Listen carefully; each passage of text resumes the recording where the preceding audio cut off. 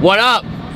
It's going. Good to see you. Good to see you. How's it going? It's fucking going. How are you? We're good.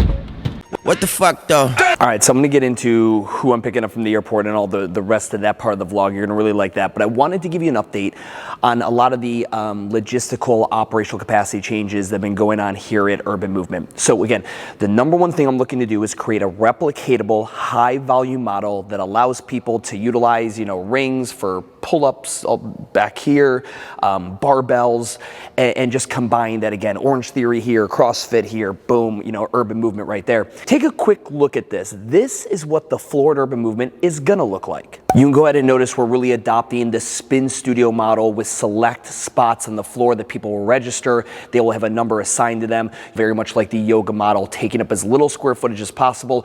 Estimated right now around 49 square feet. But essentially what we're gonna be doing, you guys see all the wooden platforms, right? Like those came in because we needed organization. It's not because we were doing Olympic weightlifting we moved in here and we cared about that. We needed organization, and it's cheaper than rubber flooring.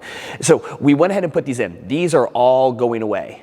All going away. We're ripping it out. We're putting the rubber in. We've got a vinyl company. The vinyl company is going to go ahead and create the spots on the floor with a vinyl laydown. I don't know how they do it. Iron it, steam it, mount. Stickers. I don't fucking know. But then all of this, you guys see all the rings in through here. So essentially every station, all this is going to get moved in. We are going to be getting rid of the pull-up bars. The pull-up bars are great. We're no longer using them. We are going rings only. So if anybody wants to buy these from me, let me know. I'm only selling these, the actual bar. We're keeping the straps. So essentially what we're doing, keeping the straps, mounting this to the strap, and then bringing it all in, because that pull-up bar is 4 fucking feet. I only need these rings to be about 16 inches wide, so that is a waste of fucking space. And with that, we're gonna be able to scoot everything in. So every station has a low set of rings, if you can't do a pull-up, and then adjacent to it, a high set of rings, if you can do a pull-up. High rings, low rings at every station, and there will be this entire station here. So everybody will have their own station. That is where all the work will be done. let me fix this focusing. There we go. I even recently liquidated all of our wall balls, the medicine balls, the big medicine balls that CrossFit gyms typically use, and they do them on like this bullshit. We have the fucking tape, or the fucking, line or fucking decals or whatever you do for your 10-foot target. That's going bye-bye. Why is that going bye-bye? Because people have to travel to it. My goal is to have everybody in place at all times, minus the erg wall. So you guys can see all the ergs that are back there. Those are staying. We're adding a 4th erg, 5 of each, so we have 20 total. We're going between the VersaClimber or a runner woodway type concept. I don't know yet which one we're going to. That's not happening immediately. But anywho, that is essential. I just want to keep guys updated. Like, we've got the TVs up here. We have our lifting portion on one, our moving portion on the other. It's on the app a week in advance. People can look at it and see the entire week's workouts. Like, yeah, I don't know, like just, the floor and putting in spots so people stay in one spot. This is where, again, this is where my head goes from an operational capacity standpoint when I look at models like yoga and spin and berries and Orange Theory and all the things that you're doing really, really well that I want to steal. So I'm gonna take the concept, run it through my own branding brain, and out the other fucking side comes this idea. So anywho, you got questions, hit me up on it. But yeah, that's essentially some of the cool shit that's gonna be going on over the next 2 quarters here at Urban Movement. So let me talk to you about who I was picking up from the airport. All right, so picking up from the airport. There we go. All right, and listen, nothing says this guy fucks. This guy fucks, am I right? This is the guy in the house doing all the fucking, am I right? You know I'm right. Like a pina colada bang. These things are fucking delectable. Bottom line is, I picked up Brittany Welk and Marcia. They're the owners of Lady Strong.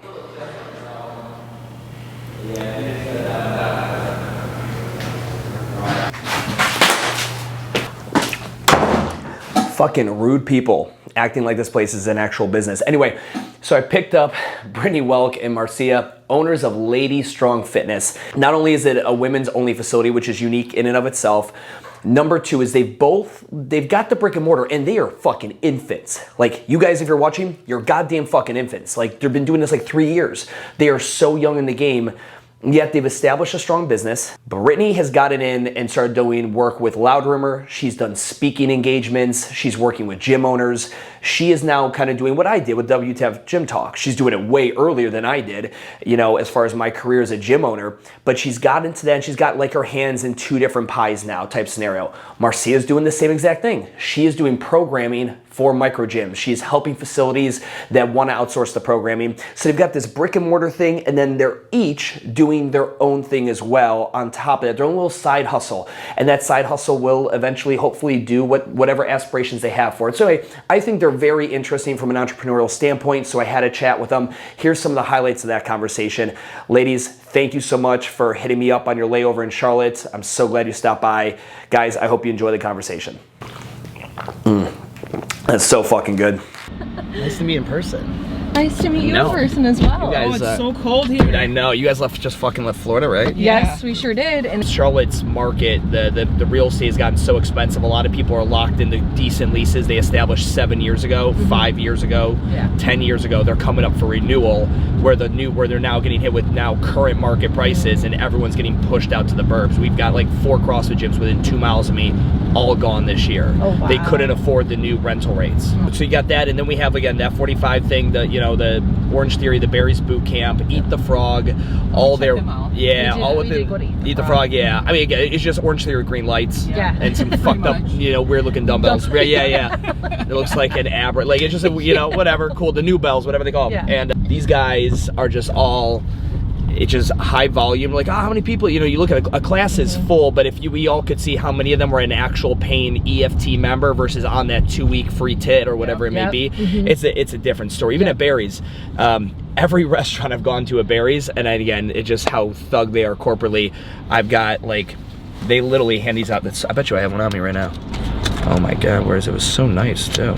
It's like a little card? Yeah, like boom. It's probably, I got like 15 of those in like my shopping the past over holiday season. That's amazing. It's just a little card like, hey, come see Chelsea's class, blah, blah, blah. And like I've got a stack of these now. And one of my buddies, he's like, I haven't had to pay for a fucking class there yet. He's like, I bought a 3-pack when they first opened on their promotional rate, and I just get these free things. And he's like, I have a lot of my buddies, they buy like 20 classes, but I bet you out of a week they go 3 days a week, and they're really only paying for 1 out of those 3 because they can get free in the beginning. Are you guys doing all your own stuff? No. Or is Loud Rumor doing it? Loud Rumor does all of our marketing. Yeah. So it's so funny. I was just looking at it before you guys got in here. We've been running we only run like my branded shit. So, and we do about $10,000 to $12,000 a year in Facebook ads. I cannot honestly say a single campaign I've run since rebranding has been like a fucking knockout. It's been like, that was great, whatever. Finally, we hit one. We did this like reset series where all of our copy that we ran was based on, don't fucking get started with fitness now. Wait till January. Like everyone say, wait, don't wait till January gets out. We're just like, wait till January. Face fuck everything pumpkin pie right now. Just go to all the holiday parties. We got you, and it's just well branded. We did really good videos behind it. But like, look at these fucking numbers. Like the cost per my lead cost right now is $90-some to $100-some for name, email, and phone number. I think I've got like maybe 13 fucking conversions on it. Out of 13, we've closed 12. That's awesome. And I mean, we're all open, but it's the only super well branded, not high volume, free week kind of thing we've ran. So this targeting here is based off 75 days of just video views and driving traffic to certain landing pages, and then retarget. So every single person, is like, how'd you hear about us? And then that's, one of the go-to questions my guys ask. And then they'll always be like, how frequently have you been seeing those ads, or how long have you been thinking about it? The answer was like, I don't know, I've been probably seeing your guys' shit for 3 months now, and I finally decided to pull the trigger, and it's like, fuck, so I gotta like plant that seed and then milk it for 3 months to get somebody in. But it's been great though, because there's no, everyone, they kind of get the idea, they're into the brand. While it's way more expensive than an average fucking lead, we've been super happy with it. We get that question a lot, like, are you gonna franchise? Do you wanna go corporate? What do you wanna do? We've gone back and forth. I think the hardest thing with franchise is it's instantly you have to accept it. It is not your business. Right, exactly. You cannot tell them what to do with it. Like, you can create some with it, but they are gonna run it how they run it. So like, That's hard. That's hard, especially when you've spent so much time running a business the way that you want to run, and then to hand it off to somebody else and just be like, well. but if you're still making your 3% royalty, like CrossFit has it's called 16,000 affiliates around the world. Do you know how many are profitable? Not most. Which is but they sad. also get their $3,000 per one per year. Yeah. I mean, like, because that's the business model you're in. Right. You know, it's like, here's the tools. What you do with it. Like, again, it's like if you fired every client who didn't listen to your nutrition advice. Yeah. You'd be like, well, no. I mean, I get your pizza, but you still pay your money and you come here. Like, it's the same thing. Right.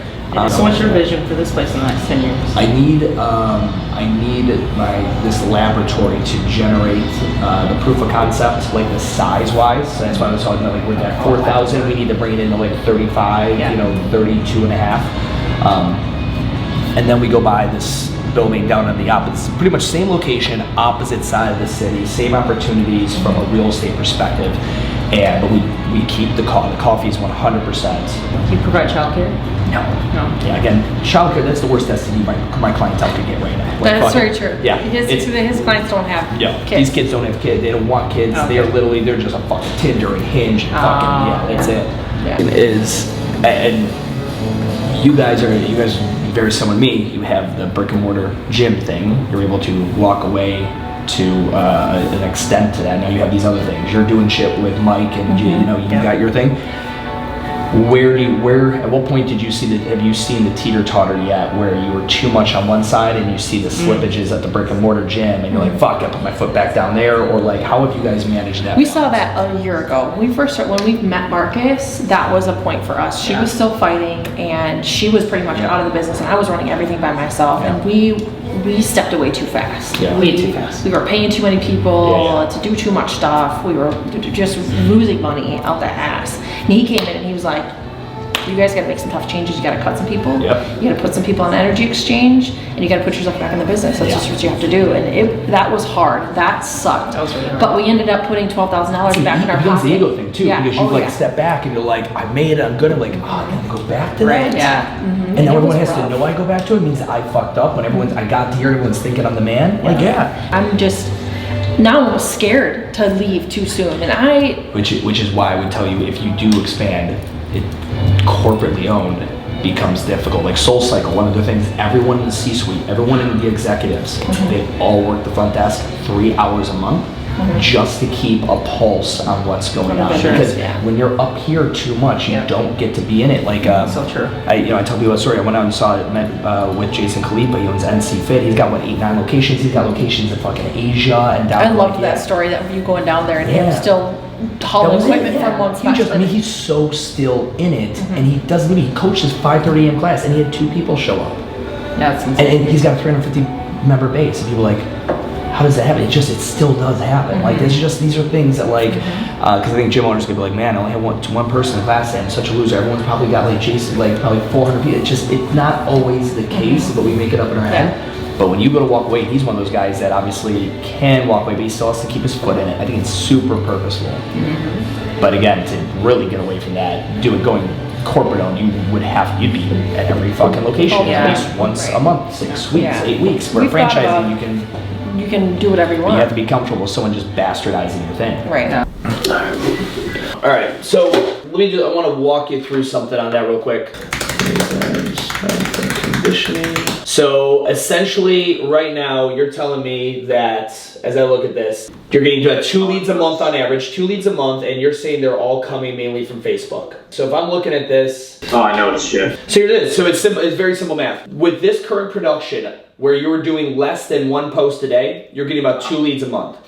I swear on my fucking kid, you go ahead and triple your content production in a singular month, and you at least double, if not triple, your lead inquiries. Every time I get a gym owner to go from 1 post every 2 days to 3 posts a day for 30 days, they literally, it works. People contact us more. I just see it more.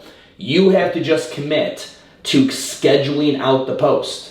I would have you go from this schedule here. I would even just have you start at 1 a.m., 1 p.m. on Instagram and 1 a.m., 1 p.m. on Facebook. That's it. Every day, Monday through Sunday. Every day. You do, like these 6-week fucking challenges. You commit to a 4-week fucking challenge of 2 posts per platform and you cannot cross post. Think about how many pieces of content that is. It's a fuck ton. That's 120 pieces of content. Now, the good news is you can do reruns. Yep. Let's say you post something on the 3rd of January, you can probably post it again on the 17th and nobody knows.